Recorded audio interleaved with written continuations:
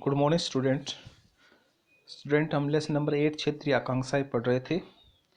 कल हमने सिक्किम के बारे में पढ़ा कि सिक्किम में कैसे आंदोलन हुए और कैसे अपनी जो मांगों को उन्होंने मनवाया, कैसे छात्र आंदोलन के रूप में एक राजनीतिक जो है संगठन बना और कैसे सरकार के आगे अपनी जो मांगे रखी। तो आज हम पढ़ने जा रहे हैं सिक्किम का विलय।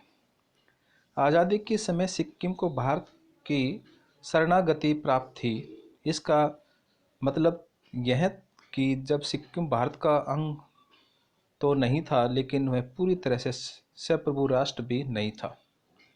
सिक्किम की रक्षा और विदेशी मामलों का जिम्मा भारत सरकार का था, जबकि सिक्किम के आंतरिक प्रशासन की बागडोर यहाँ के राजा चौग्याल के हाथों में थी। यह व्यवस्था कारगर साबित नहीं हो पाई, क्योंकि सिक्किम के राजा स्थानीय जनता की लोकतांत्रिक आकांक्षाओं को संभाल नहीं सके। सिक्किम की आबादी में एक बड़ा हिस्सा नेपालियों का था। नेपाली मूल की जनता के मन में यह भाव घर कर गया कि चौग्याल अल्पसंख्यक लेप्चा भूटिया के एक छोटे से अभिजन तबके का शासन उन पर लाद रहा है। चौग्याल विरोधी दोनों समुदाय के नेताओं ने भारत सरकार से मदद मांगी और भारत सरकार का समर्थन हासिल किया। सिक्किम विधानसभा के लिए पहला लोकतांत्रिक चुनाव 1976 में हुआ और इसमें सिक्किम कांग्रेस को भारी विजय मिली। यह पार्टी सिक्किम को भारत के साथ जोड़ने के पक्ष में थी। सिक्किम विधानसभा ने पहले भारत के सह प्रांत बनने की कोशिश की और इसके बाद 1975 के अप्रैल में एक प्रस्ताव पारित किया गया। इस प्रस्ताव में भारत के साथ सिक्किम को पूर्ण विलय की बात की गई। इस प्रस्ताव के तुरंत बाद सिक्किम में जनमत संग्रह कराया गया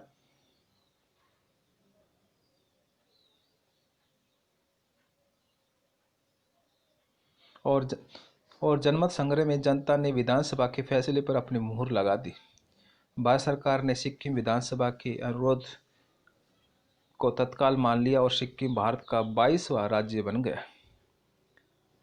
चौग्याल ने इस फैसले को नहीं माना और उसके समर्थकों ने भारत सरकार पर साजिश रचने का बल प्रयोग करने का आरोप लगाया। बहरहाल भारत संघ में सिक्किम के विलय को स्थानीय जनता का समर्थन हासिल था। इस कारण यह मामला सिक्किम की राजनीति में कोई विभेदकारी मुद्दा नहीं बन सका। अब देखिए, काजी लैदूब दोराजी जो खांग्स सरपा था, वो 1904 में सिक्किम के लोकतांत्रिक बहाली आंदोलन के नेता थे।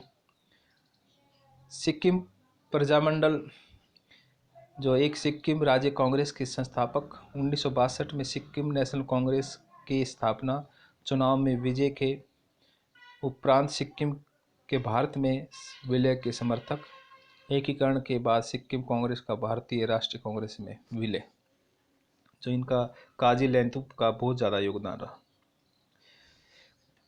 कभी कहीं से अलग राज्य बनाने की मांग उठी, कहीं अधिक विकास का मसला उठा, कहीं कहीं में से अलगाव के स्वर उभरे।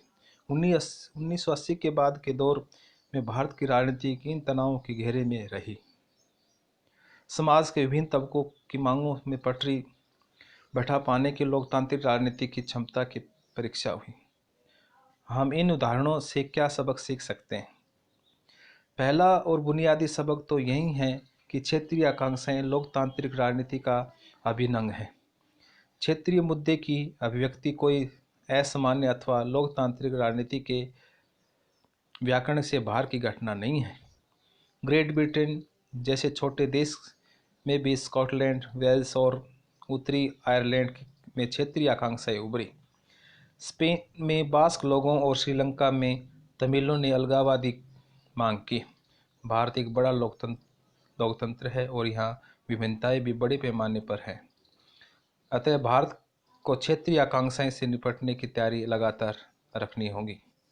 दूसरा सबक यह है कि क्षेत्रीय आकांक्षाओं को दबाने की जगह उनके साथ लोकतांत्रिक बातचीत का तरीका अपनाना सबसे अच्छा होता है। जरा 80 के दशक की तरफ नज़र दौड़ाए। पंजाब में उग्रवाद का जोर था, पूर्वोत्तर में समस्याएं बनी हुई थी, असम के छात्र आंदोलन कर रहे थे और कश्मीर घाटी में माहौल अशांत था। इस मसले को सरकार ने कानून व्यवस्था की गड़बड़ी का साधारण मामला मानकर पूरी गंभीरता दिखाई। बातचीत के जरिए सरकार ने क्षेत्रीय आंदोलन के साथ समझौता किया। इसके सौहार्द का माहौल इससे इससे सौहार्द का माहौल बना और कई क्षेत्रों में तनाव कम हुआ। मिजोरम के उदाहरण से पता चलता है कि राजनीतिक सुलह के जरिए अलगाववाद की समस्या से बड़े कारगर तरीके से निपटा जा सकता है। तीसरा सबक है सत्ता की साझेदारी के महत्व को समझना।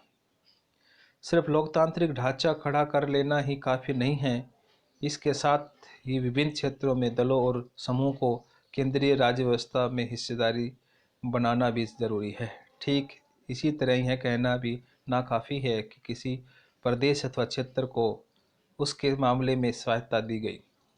क्षेत्रों को मिलाकर ही पूरा देश बनता है।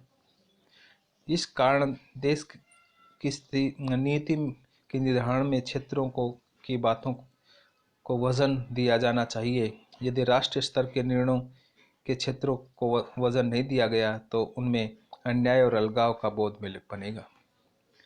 चौथा सबक यह है कि आर्थिक विकास के एतबार से विभिन्न इलाकों के बीच असमानता हुई तो पिछड़े क्षेत्रों को लगेगा कि उनके साथ भेदभाव हो रहा है। भारत में आर्थिक विकास प्रक्रिया का एक तथ्य क्षेत्रीय असंतुलन भी है। ऐसे में स्वाभाविक है कि पिछले प्रदेशों अथवा कुछ प्रदेशों में पिछड़े इलाकों को लगे उनके पिछड़ेपन को प्राथमिकता के आधार पर दूर किया जाना चाहिए। वे यह भी कह सकते हैं कि भारत सरकार ने जो नीतियां अपनाई हैं उसी के परिणाम स्वरूप क्षेत्रीय असंतुलन पैदा हुआ है। अगर कुछ राज्य गरीब रहे हैं और बाकी तेजी से प्रगति करें तो क्षेत्रीय असंतुलन पैदा होता है। साथ ही अप्रांतीय अथवा अक्षेत्रीय आप्रवास में भी बढ़ोतरी होती है। अब देखिए, राजीव गांधी ने जिनका जन्म 1944 में हुआ और 1991 में उनकी मृत्यु हुई। 1984 में से और 1989 के बीच भारत के प्रधानमंत्री इंदिरा गांधी के पुत्र 1980 के बाद राजनीति में सक्रिय। पंजाब के आतंकवादियों मिजो विद्रोहियों तथा असम में छात्र संघ से समझौता, खुली अर्थव्यवस्था और कंप्यूटर प्रौद्योगिकी पर हिमायती। सहेली तमिल समस्या को सुलझाने के लिए भारतीय शांति सेना को श्रीलंका को सरकार के अनुरोध पर श्रीलंका भेजा। संदिग्ध एलटीटी आत्मघाती द्वारा इनकी हत्या कर दी गई। तो स्टूडेंट, आज हम इतना ही पढ़ेंगे। मैं आशा करता हूँ ध्यानपूर्वक इसको सुनेंगे। Thank you.